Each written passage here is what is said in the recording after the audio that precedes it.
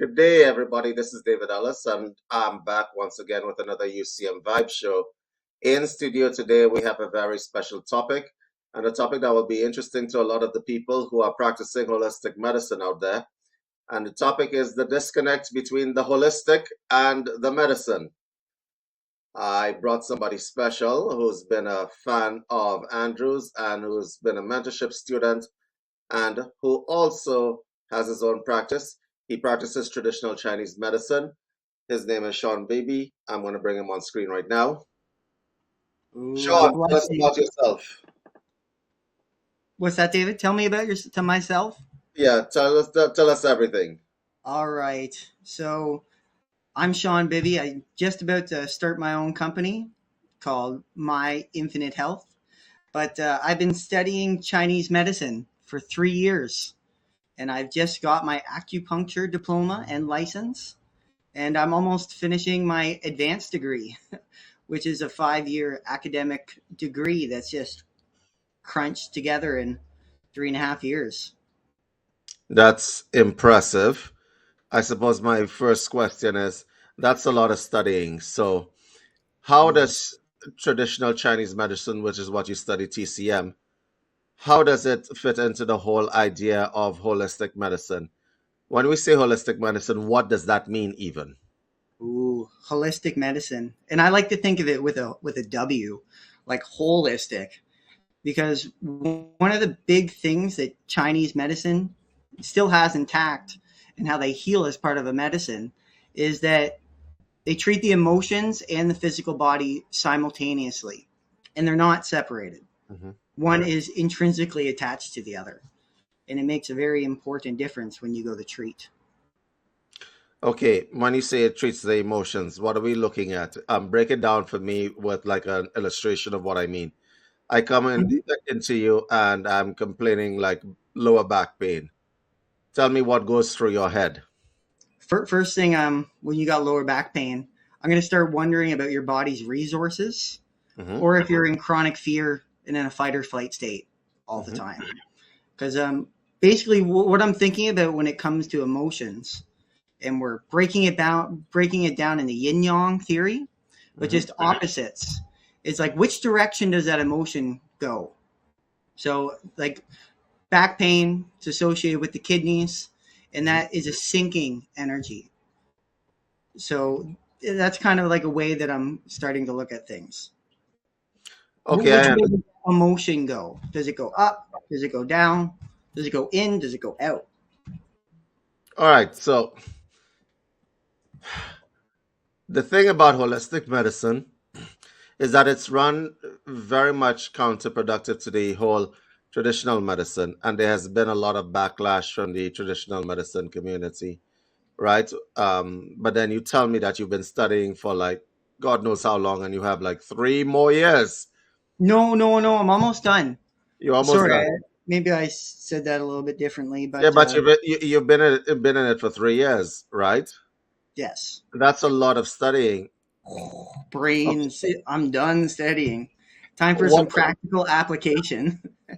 Before I go to the traditional medicine disconnect, I want you to tell me what's included in that course. What is it that you guys learn? Fantastic. And this is one of the best part about anyone learning traditional Chinese medicine in North America Hmm. is that it covers everything. Because it essentially covers acupuncture, it covers herbal medicine, it covers tuina, which is massage, it was kind of a special Chinese massage and body adjustments. Hmm. It's called adjustments. We have moxibustion, which is treating with fire, like a little warms the body. And then you have cupping. So, and not to mention, you learn how to diagnose Hmm. through Chinese medicine, which is very important. So those are just 5 of the main figureheads that we learn in school. Okay, so there's the diagnostic and then there's the prescriptive. You gave me the prescriptive, and you diagnose based on on what criteria? Everything. So if you've ever had a first consultation with a lot of Chinese medicine practitioners, they'll go through your whole body. They'll ask you like your head, your eyes, your mouth, your ears, your shoulders, your chest, your, you know, your abdomen, just top to bottom, inside and out. We'll ask questions about everything, and just it changes over time as you become a more developed practitioner. So you can just follow what you find the most important. But you really got to look at everything and see what's disproportionate from everything else. Shawn, how did you end up in this course of study?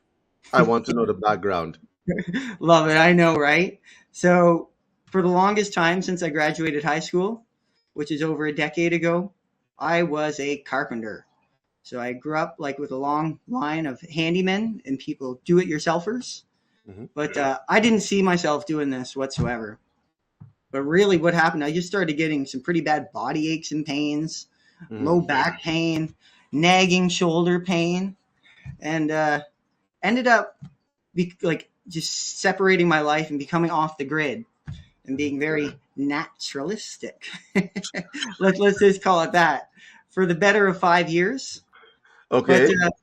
that that really made a big spread for me because it connected me with different people that if I was still in my small bubble of reality, I never would have met them. And so as that festered over time, and literally over time, it did start to fester a little bit. Um, Andrew actually got me on the Chinese medicine. On our very first call, he convinced me that I could become a doctor in 3 years. And I'm like, the fuck are you talking about? And then 3 years later, pretty damn close. Wow. Okay. So you made that leap and so on.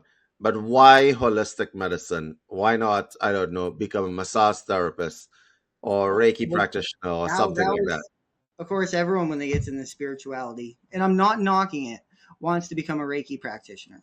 But Hmm. it is great because you can get it over a few weekend segments. But frankly, I didn't know what I wanted to do.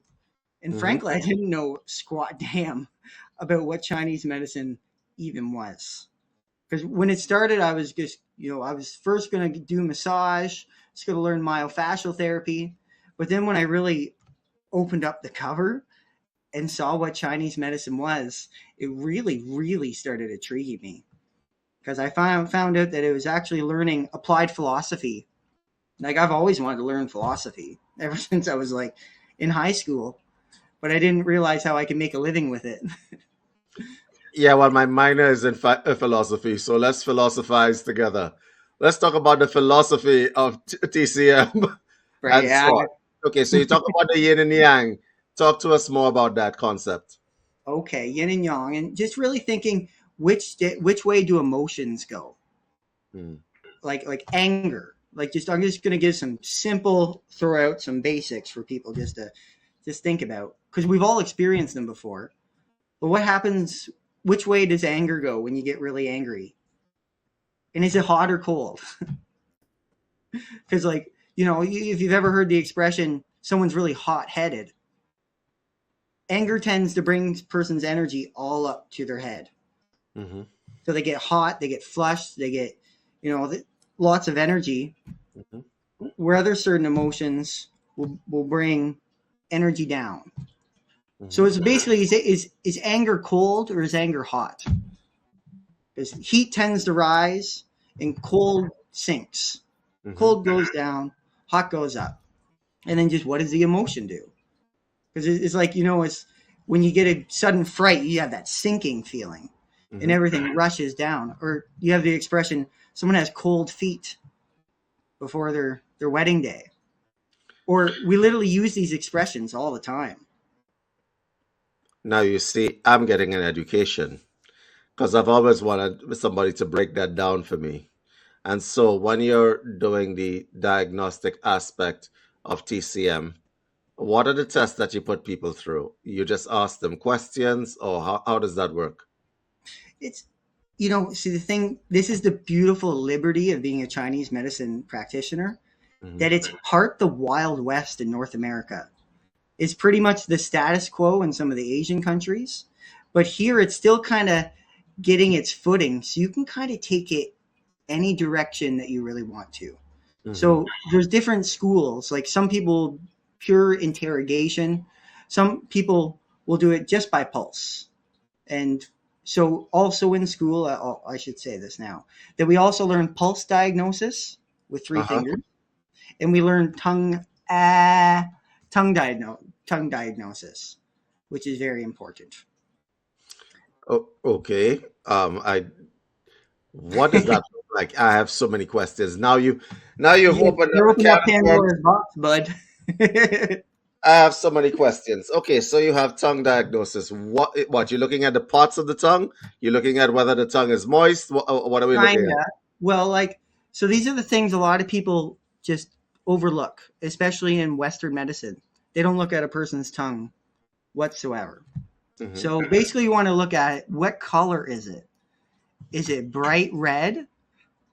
So what is bright red? We already know this. Bright red's going to be really hot. Is it purple? And that purple usually indicates a blood stagnation, which is usually a heat mixed with a cold. Or is it really dull and colorless? So that means it's lacking in blood. So it's on the colder side, it's lacking in energy. And so if it's on a duller color, it's lacking blood, it's also lacking heat, because blood is something that brings warmth continuously. And then we're looking, is it shriveled? Is it really big and swollen?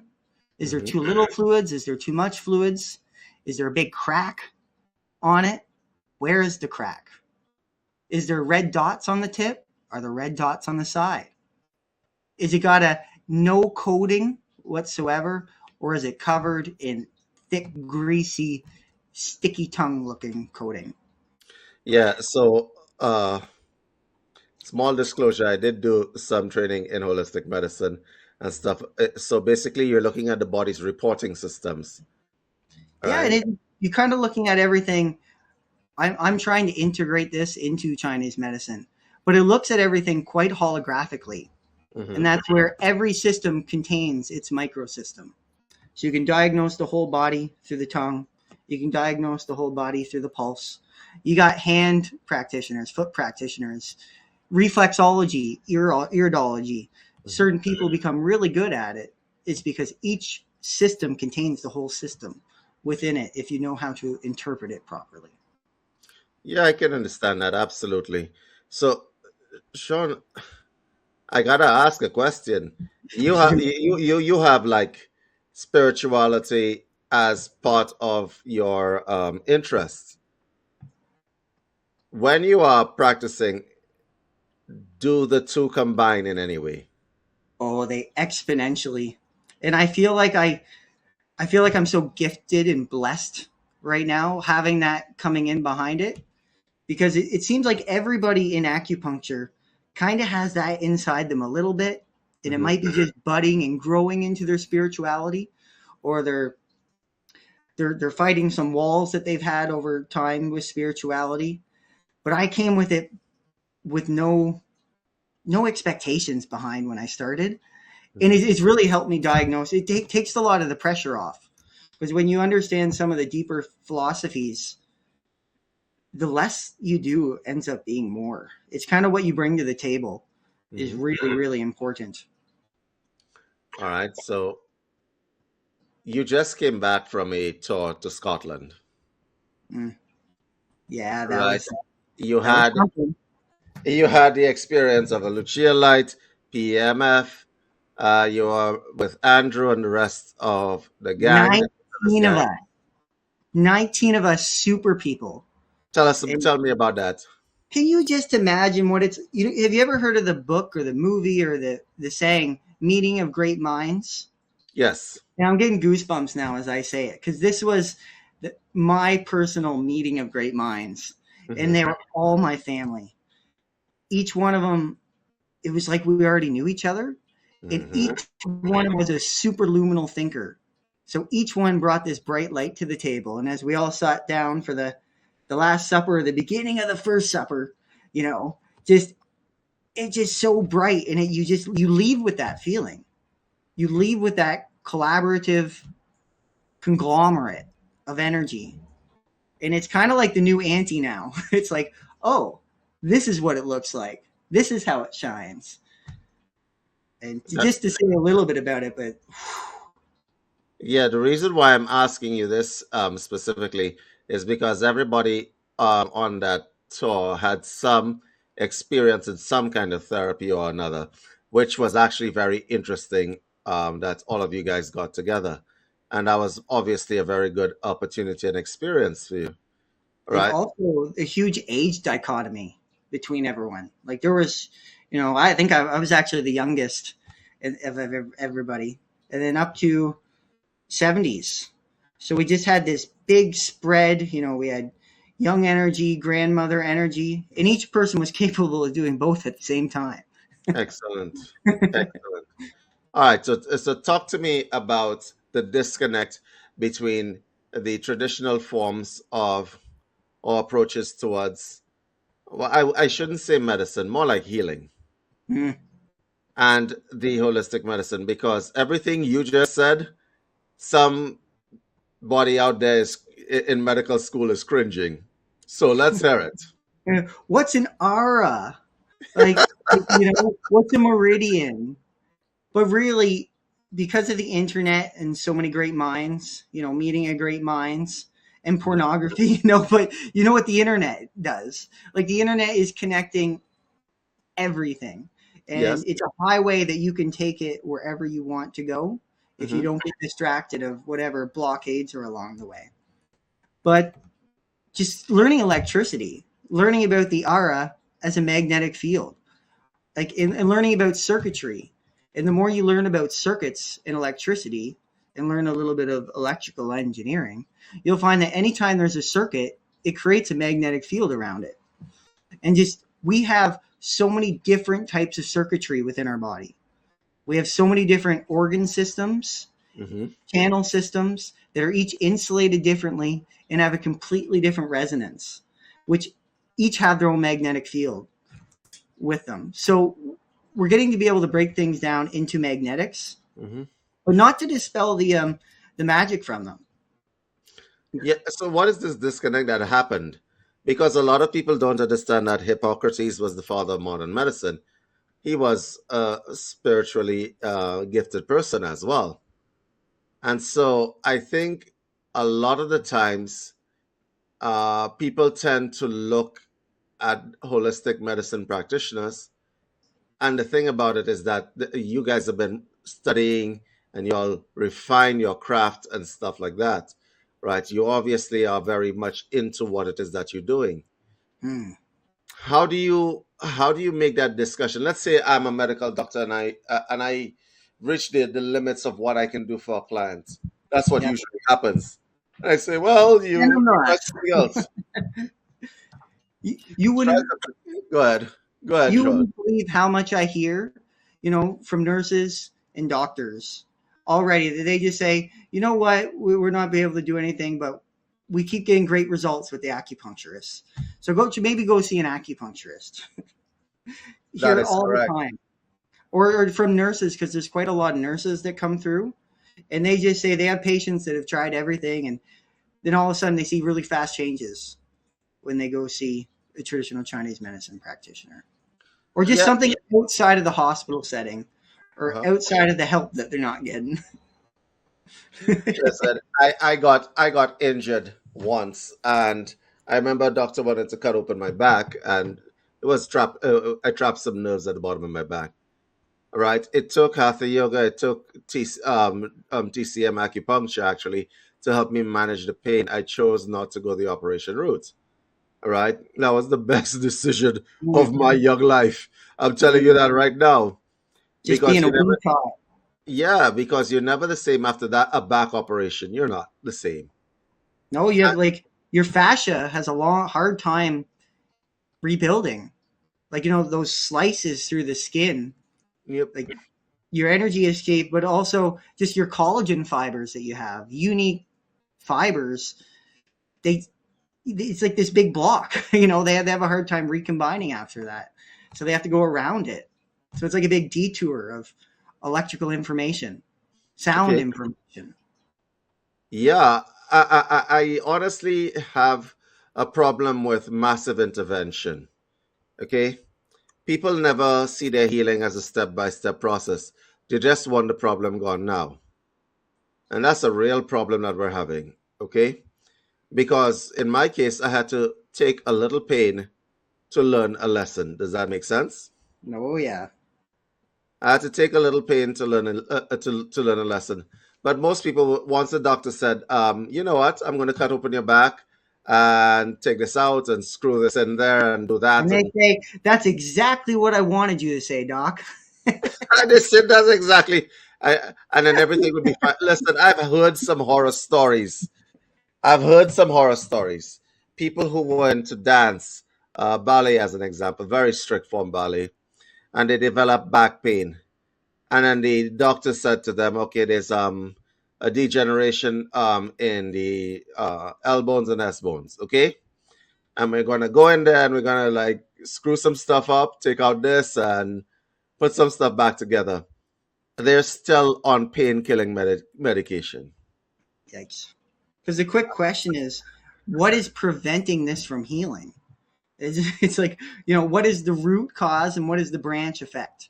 It's You see, also that doesn't something happen. That we're doesn't talking happen. about. But with what you were saying before, something that is quite great about the modern or Western medicine system is they do treat trauma really Mhm. well. Like just what's the darn word? Like radical trauma. Like just when someone gets in a car accident and fixing them up before their soul completely leaves their body and they don't come back.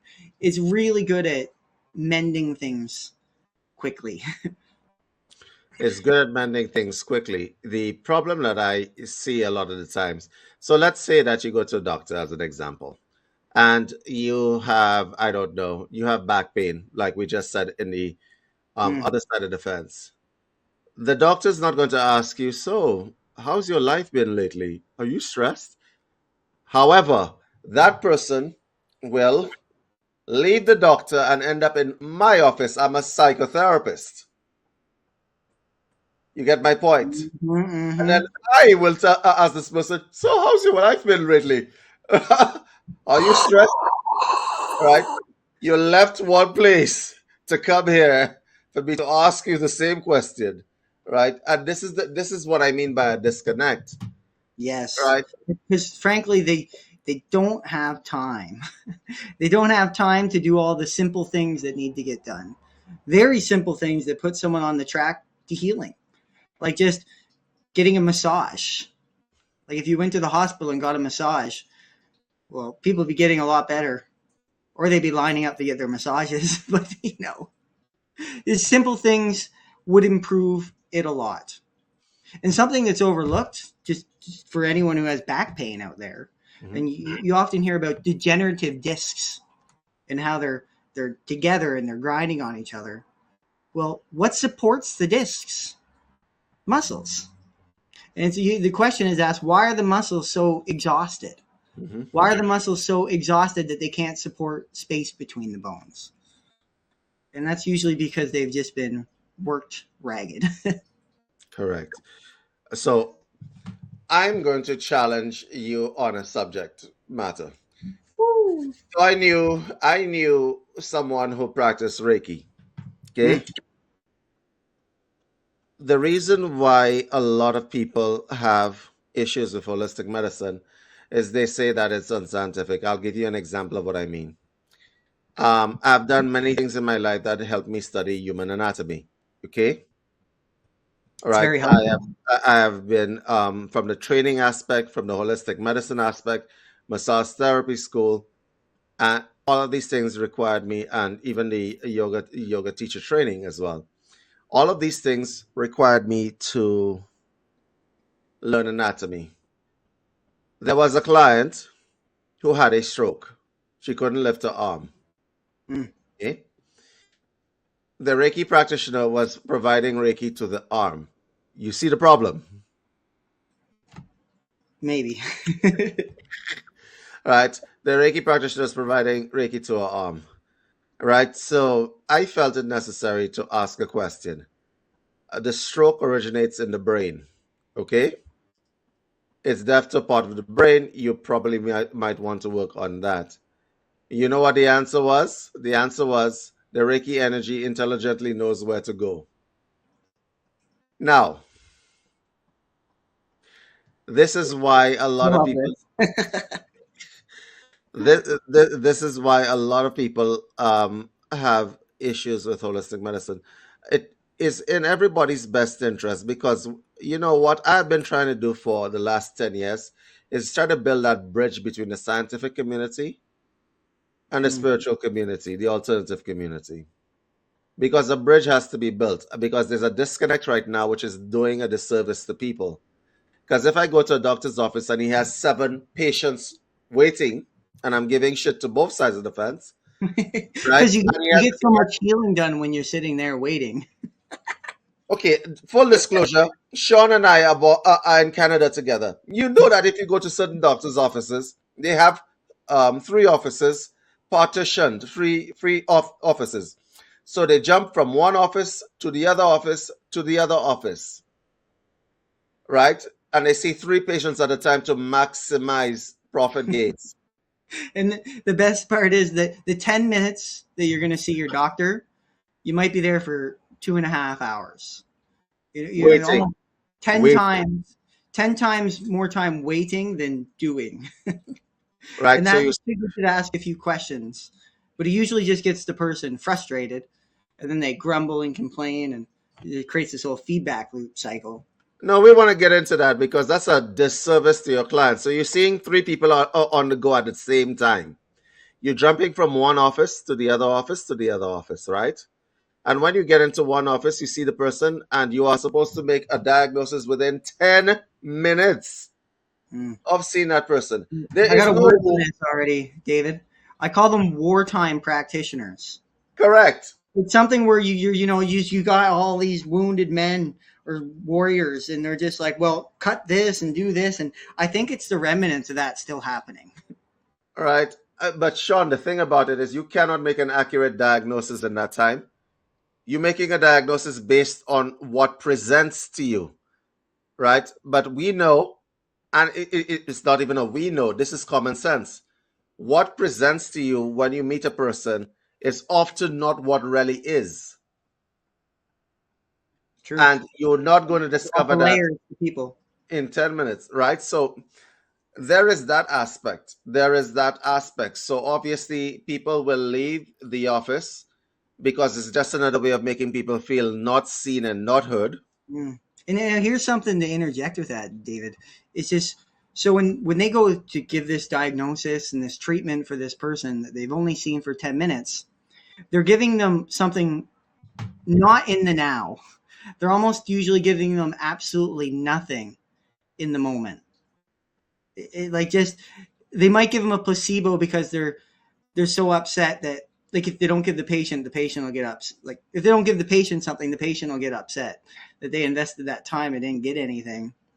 So that's one of those things in the 10 minutes. So many times they're just trying to do something for the future Mm-hmm. without even doing anything in the present moment, which is a very important moment. Or pacification medicine, what I call Yeah. pacification. Let me explain pacification medicine to you. You come to me, I'm not feeling so great, I'm feeling blah and so on. Here's some Brosac and call me in the morning. No, So no. you're taking the time when the person's finally decided that they need to do something about their issue. This is when they're finally emotionally charged up enough to try to make a difference with themselves. And then as soon as you're in that moment, you put it you throw it again. You kick the can further down the road. At the moment of when it's supposed to happen. Here's the funny thing about it. Because if I was a doctor in that position and somebody says I feel blah, I am not giving them medication. I'm going to suggest that they go see a counselor, go see someone and work it out. If that Yeah. person is coming to you and the person feels under the weather and so on, one of the worst things that has happened, I can't say it's the worst thing. I shouldn't say it's the worst thing. But I have to be very careful with my words. Let me be very careful. Is the doctor's ability to give sick leave to individuals and still have them paid. Because Mm-hmm. people have been abusing that system for a while. Okay?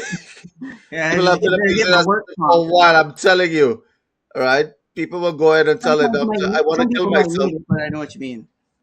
right? People go ahead and say, tell the doctor, I want to kill myself. Now, the problem is that they don't want to go to work, right? The problem Hmm. is that they want to survive. So there's a disconnect there. But what they should be doing is working on themselves to make themselves more flexible internally to handle the pressures of work. Yes, and evaluating what's making things so dreadful. What's making that work so absolutely terrible that they just want to completely give up, just Correct. stop cold turkey. Because we have this very, it's like a rule in Chinese medicine that Hmm. the blood follows the qi. So the blood follows qi. Hmm. So whenever you're thinking about something, the blood will go there. So if you're thinking about work all the time when you're at home or just all through the day, your Hmm. blood's still going to go to those work muscles. Even when you're sitting on your couch watching TV, you're just still thinking about work, it's still going to use all those same muscles and exhaust them over and over and over again.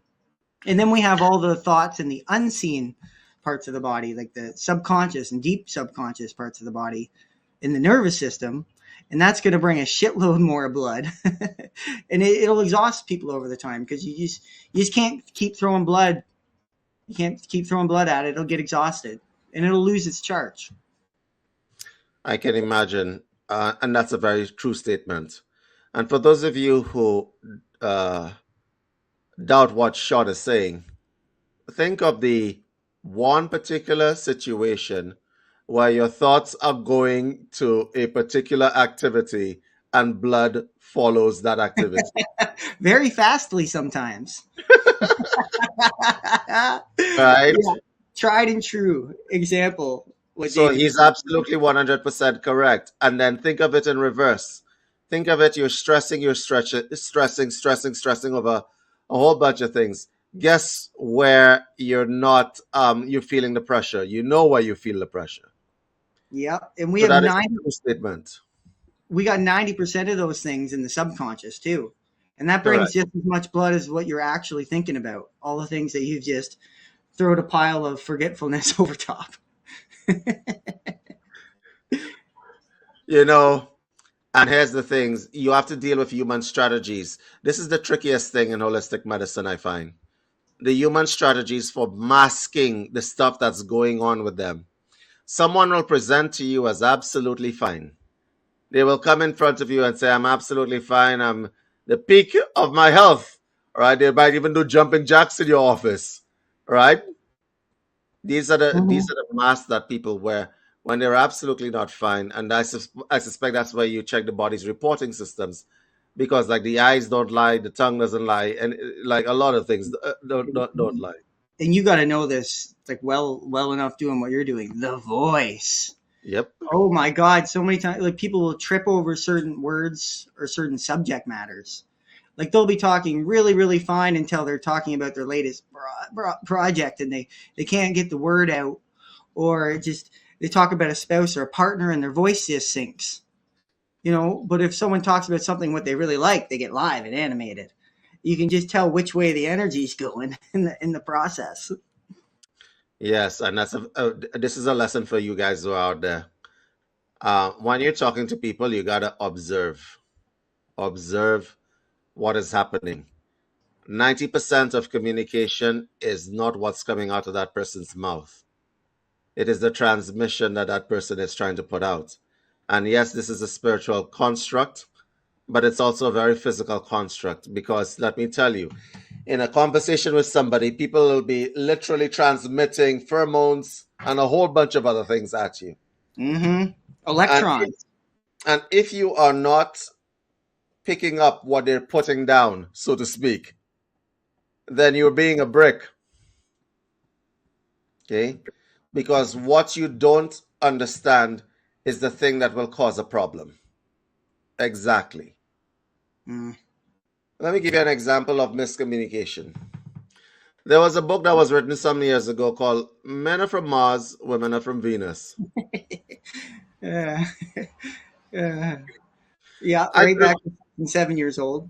yeah, yeah. I could have retitled that book like what human beings don't get. All right, that's basically it. And so holistic medicine takes into account. I think that we are all healers to a certain extent. A lot of people do not Yeah. realize their potential as healers. Okay, your mother was your healer up until a certain time, right? She wasn't qualified and she didn't have a lab coat, but she was your healer up until a certain time. So, Shawn, I want to talk about the kind of social interaction where people heal each other. Yep. Okay, from a TCM point of view, I will say this, but there's a disconnect once again between what is holistic and what is healing or medicine. It assumes that there are only special people that can heal. Okay, Mhm. that's the first disconnect. Right. Everybody who is born in this creation has an ability to heal at some level of themselves. But unless you're wearing a white lab coat and you have a certificate on the wall, you ain't going to do it. But mother didn't have that choice. When you fell, she had to pick you up and hug you. Mhm. How can people, This little band-aid. yes, exactly. How can people improve themselves so that the society heals? Because if everybody became aware or cognizant of their ability to heal somebody, like I went to Walmart just now, there's a bunch of Walmart workers. I make it a point, Shawn, okay? Yep. I make it a point to smile at least one Walmart worker because you know that person is having a shit day. Uh-huh. You know that person is having a shit day. Every day is a shit day. You got people coming into Walmart and Yeah. they're not the most healed people that are in Walmart. And I you want to try return to smile this. to that What person. do you mean, sir? There's nothing in there. Like, who knows the Walmart stories though? Right, yes. And you smile at that person. How can people who are interacting in society do something to help other people? If it's a small thing, what are your suggestions? Mm-hmm. Well, acknowledge them and don't put too much emphasis on what they are or what they think they are. Just kind of say something friendly. Just say something that off the top of your head. Just be a little vulnerable in the conversation, and you'll either get shrugged off or someone will be like, "Hey, that was cool that we had this little interaction," and something cool might come from it. Yes, because you don't know what kind of day that person is having, right? And the truth And of the don't matter take it is, personal. Like, yeah, just and then you'll do the same thing the next day, and the person will just get a real rise out of it and laugh with you, and you have a buddy buddy moment. a lot of people don't see that. People are too much connected to the outcome of their efforts. Okay. So, as an example, if you smile at somebody and they don't smile back, as an example, and you're connected to that, you're doing damage to yourself and so on. This is the thing that happens on a social level. The reason why I'm talking about this on a social level is because the world is a bit in a state right now. There is tension in the air. You live in Toronto. Good old Toronto. You gotta step out into that city, and I know what that is like. I know what it's like, Shawn. All right. When last It's have you taken the hustling and subway? bustling. Oh, the subway, the hallway of ghosts, or what do I call it? But it's just it's full of ghosts down there. It's quite the When place. last have you taken the subway? There's not a lot of. Listen, even if we could duplicate you 1,000 times, there won't be enough of you to heal that city. Okay, I'm Yeah, sorry to have to say that. So yeah, here's the point. David's got some Toronto issues. Everybody, You think? You think? Listen, how many years were we you don't even living out want to here, go Dave? there. What? How many years were you living out here? 16, 1, 2, 3, 4, 5, 6 years. Yeah, wowzer. Yeah, And I'm just yeah. about to get some rental real estate, like just my own little clinic space. You're buying. Okay. No, Oh, I'm that, not. that- I can't. okay. I wish. But you're just my own little mad lab to practice on people on a nice busy place, nice busy walkway, Mm. East Toronto. You know what we're going to do, right? We're going to have a post establishment of practice interview, like about like 6 months in, Mm. and we're going to have another interview, and you're going to let me know how it's going, right? Yeah, I'm pretty stoked. I Okay, don't so know what it is right now, but things are really just. I've been trying to do something since January, uh and you know how finding real estate and or just the realty market and just what's there and what's not, and all of a sudden the last 2 weeks things have just been moving along fast. good, absolutely. Right. So what do you attribute that to? You know, we're in the harvest season almost, so all my hard work from this whole year, you know, that's kind of what August is about. Everything's blossoming, it's ripening. So my hard work and efforts are just energetically paying off because I've been physically trying to do this and make this shape energetically first, and now my blood's actually following the pathway and my whole body along with it. Yeah, I So did. I actually did an interview with people. Manifestation is such a weird thing. When you put your energy behind things and they suddenly begin to come to fruition. It's exciting, isn't it? it's so exciting because this is, yeah, like three and a half years. Uh, well, I guess it's just been. I still have a bit more school, but 3 years in the school, it's a long time. Hmm. All right. Let's get to the next section of this. Yeah, what do we got? What self-care practices can you give people that will actually allow them to be a little bit healthier? Okay.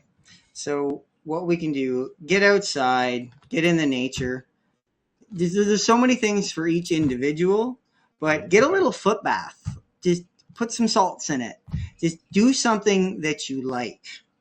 Find something you actually like to do that's outside of your routine Mhm. and go do that. Just get out of your comfort zone a little bit here and there. You know, Okay. you can do self massage, but it'll feel a lot better if you get someone else to do it. Mhm. Little nips and tricks. Go out, watch a movie, watch a comedy show. If you if you cook at home all the time, go get food out once in a while. If you buy food out all the time, maybe Mhm. cook something at home. Just try to balance the excesses and the deficiencies. Ah, Is one of the primal principles of Chinese medicine. you said something very important there, the concept of balance, which I don't think most people actually have a lot of balance. I think a lot of people think that they have balance because they have stability.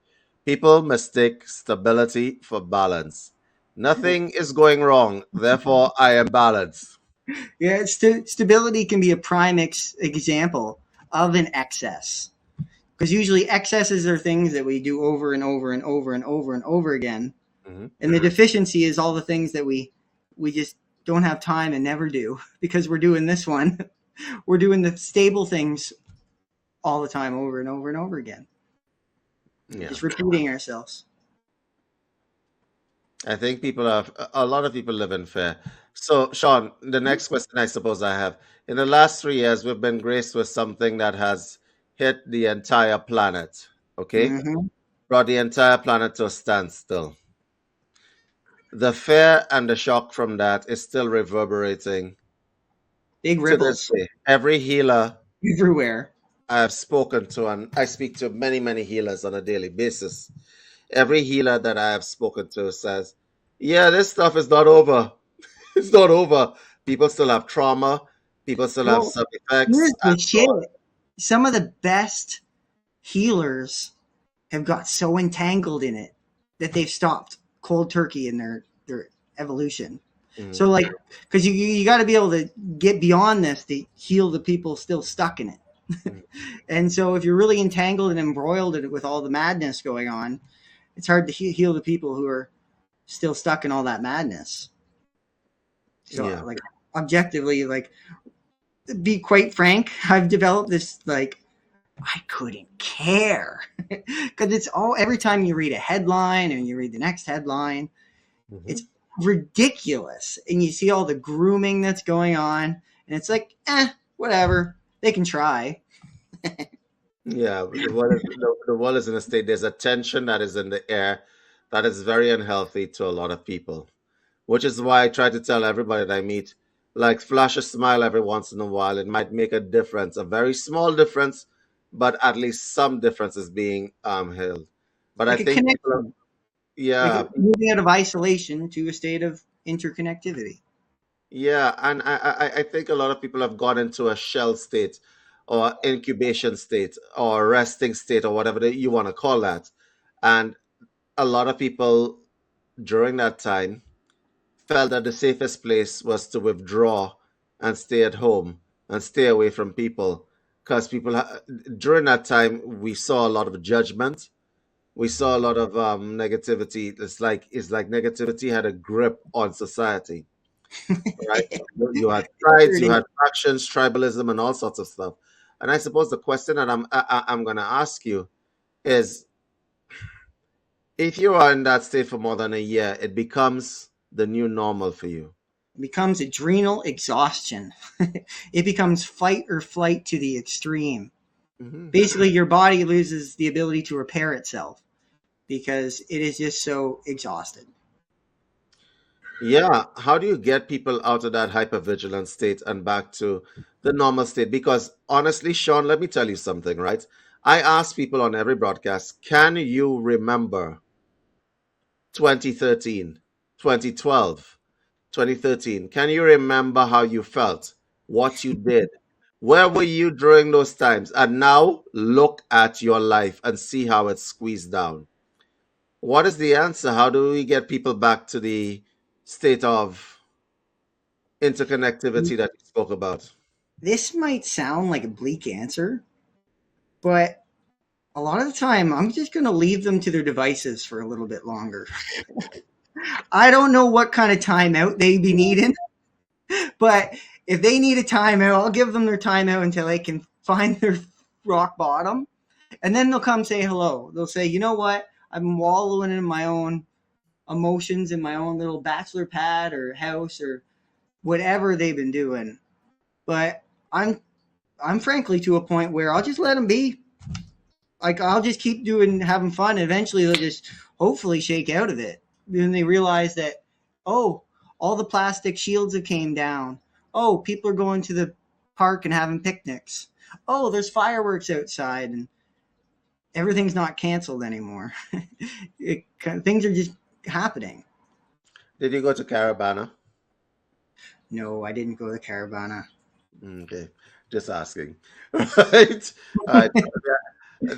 The final question I have on this topic is, with regard to holistic medicine, what should people be looking for in a practitioner, Hmm.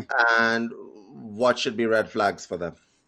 Okay, well, I'll start with there is no right and wrong type of practitioner. Like we're going at the infinite. And the way I've been taught and I like to think about things is there's three different types of practitioners. You have a military practitioner who's going to tell you what to do, and the person's just going to do it. And some people really want to see a military practitioner. They just want to be told what to do and be forced upon them. And then you have the teaching practitioners who they kind of you learn new knowledge. The person's trying to learn new things, integrate them, and trying to be able to heal themselves a little bit and grow. And some people really like those. And then you have the shaman practitioners. And the funniest thing about that is that it's the hardest and easiest, and you really don't have to do anything. You just got to give them the smile at the grocery store. You just got to come in with that energy, and they pick that energy up like that, and people can make extreme changes. So something that I will recommend is just try to be aware of what type of practitioner you've been going to. Have they been military? Have they been teachers? Or have you been going to see shamans? Which ones? Okay. And everyone uses different ones at different times. Okay. And what are the red flags of a practitioner? Red flags is because sometimes you might not need a military practitioner. Mhm. Sometimes you got to step out of the being told what to do and you got to start thinking for yourselves. So if you've been one of the persons who's been going to a military practitioner for way too long, and these are typical in normal hospital settings, but if you've been going it for way too long, shake it up a little bit. You got to switch to either a healing practitioner, like a teaching practitioner, or a shaman practitioner. Okay. So just shake it up a little bit. All right, that makes sense. All right, I am going to do the daily giveaway right now, guys. For those of you Woo! wondering what the daily giveaway is for today, I am going to give you guys access to a piece of software that will allow you to make videos for your business Ooh. for a total of 10 days. For 10 days, you can make as many videos as you want. Yes, you heard that right. So, first of all, I'm going to share the screen, Such a good skill, everybody. and you have 10 seconds. 9, Get in 8, there. 7, 6, 5, 4, 4, 3, 3, 2, 2, and 1. 1. All right, Shawn, tell us what you have going on and give us a way to contact you. All right, so I'm opening up my local healing practice in Toronto. So anybody from Toronto's out there, you can come and see me actually in about 1 month. In about 1 month, the doors will be opening in East Toronto. My website is myinfinitehealth.ca. Mm-hmm. And for everyone who's not from Canada, CA means Canada. So myinfinitehealth.ca, that's where you can find me. My email's on there. You can get a hold of me, ask me questions, and I'll try to do my best to answer. And Shawn's email is on screen right now, going at the bottom. I put that up there for you guys if you guys want to get in touch with Shawn. If you cannot watch this broadcast for whatever reason, you can contact me at info@universalcitizentv.com looking for Shawn, and I'll put you in touch with Shawn. I assume that Shawn is going to have offerings in the future for those of you That's who right. want to learn.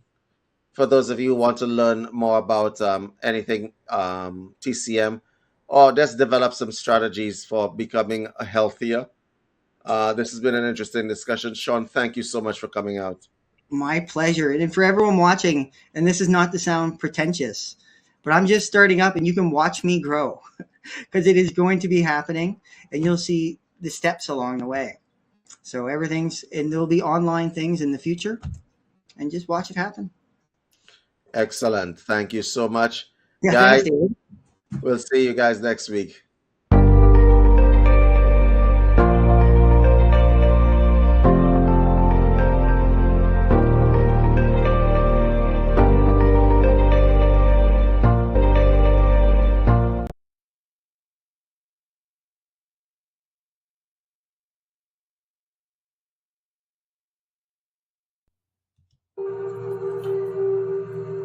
This meditation will aid in your recovery.